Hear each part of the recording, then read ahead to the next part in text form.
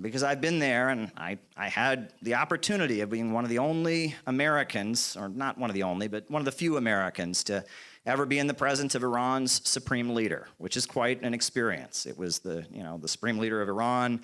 He speaks every year on the anniversary of the death of Imam Khamenei, the founder of the Islamic Republic. And I was in this auditorium with 20,000 people, and he walks out, and he can only use one of his arms because of a bombing, and he puts his arm up, and that room just goes crazy. They just go crazy, crying and screaming, and the men extend their hands, and they say, "The blood in my vessels belongs to the supreme leader. The blood in my vessels belongs to the supreme leader." And, when I was in downtown Tehran and going to these conferences, I was talking to people who work in media in Iran. I was talking to wealthier folks who support the revolution. But when I was in that auditorium, in that mausoleum of Khomeini with 20,000 other people, I was talking to the working class of Iran. I was talking to people who wouldn't have running water and electricity if it weren't for the Islamic Revolution. That's who I was talking about.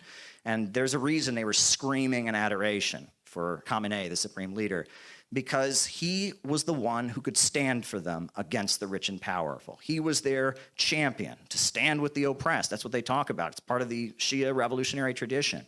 And that was real politics. That wasn't leftism. That wasn't LARPing. That wasn't internet debating. That was real politics, that auditorium of 20,000 people. And in that speech, I was standing there. I was wearing my suit, no ties, because in Iran you don't wear a tie, but I was wearing a suit, and I'm standing there with a lot of Chinese diplomats and diplomats from African countries. And we're standing there, and he's making different remarks about different things. And at the time that I was there, in Iran, there was a controversy about whether or not to call America the Great Satan. And some people were saying, well, maybe we should stop calling America the Great Satan. I was standing there as the only American in an auditorium of 20,000 people where the supreme leader stated his position on the issue. And he said, even though we signed a nuclear deal with the United States, we do consider America to be the Great Satan. But we don't consider the American people to be the Great Satan. We mean the system of imperialism, the system of war and death and destruction. That's what we consider to be the Great Satan. And we will never compromise on that. And though we may negotiate, we will never surrender to the Great Satan. And then I was the only American in an auditorium of 20,000 people who began chanting, "Death to America," and pumping their fists like this, "Death to America, death to America." And tears rolled down my face. And it is an experience I will never forget for the rest of my life. To stand there. And I said death to America, burned American flags as a leftist before. But in that moment, everything meant something different to me because I was with those people. I was with them against the US imperialists. But I also knew that so many of the American people would have something to gain from destroying not America as we know it, but the America of the bankers and the billionaires and the war hawks and the monopolists. And there's millions of Americans who would be in that room with me if they knew the truth. If they knew the truth, they'd be in that room with me.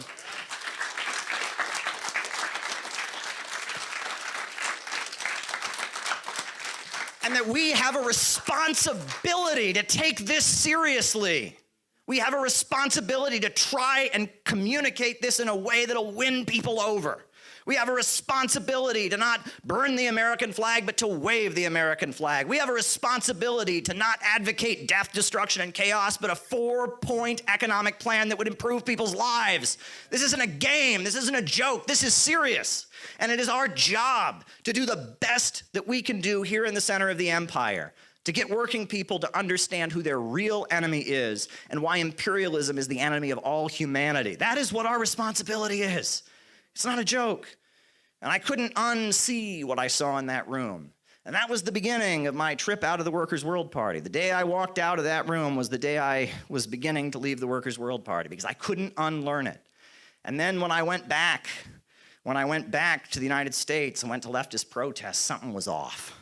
I felt sick to my stomach. I was frustrated. I was like, guys, people are losing their homes and jobs in Ohio. This is not a joke. Can we mature? Can we take this seriously? It's not about doing what's trendy and hip. It's about actually trying to win. And I saw that something was off. And then Donald Trump ran for president. And I saw Donald Trump saying a lot of things that I agreed with about the wars and about the elite. And I saw a left that didn't want to didn't want to engage with these people. They're all racist. They're all, and just dismissed. Basket of deplorables, like Hillary Clinton said. And I said, we got to do something about this. CPI is a result. CPI is a result of my revelations internationally and my understanding and my frustration and my desire to take this seriously. And that's why CPI is still here. And that's why I will continue to do this. I will say, I won't say who, but I got multiple messages that really all traced back to one particular leftist personality who said to me, Caleb, you should stop organizing. You should stop organizing. Just be a social media commentator. And I heard that and I said, I don't know what that means. And I said to the person, honestly, I don't know what that means. For me, being a communist is about building an organization. It is about building a group. It is about getting things done. If I was just a writer or just a speaker or just a commentator on the internet, maybe I'd comment on science fiction novels. Maybe I'd comment on basketball or football. But if I'm talking about communism, I'm doing it because I want to change the world. I'm doing it because I want to build an organization. I read the literature I read communist literature, William Z. Foster, Gus Hall. It's all about building an organization. It's not about, getting points on social media. It's not about having the best edgy take that everyone retweets. It's about actually building an organization. That is the point. Karl Marx said that philosophers have long sought to analyze the world. The point, however, is to change it.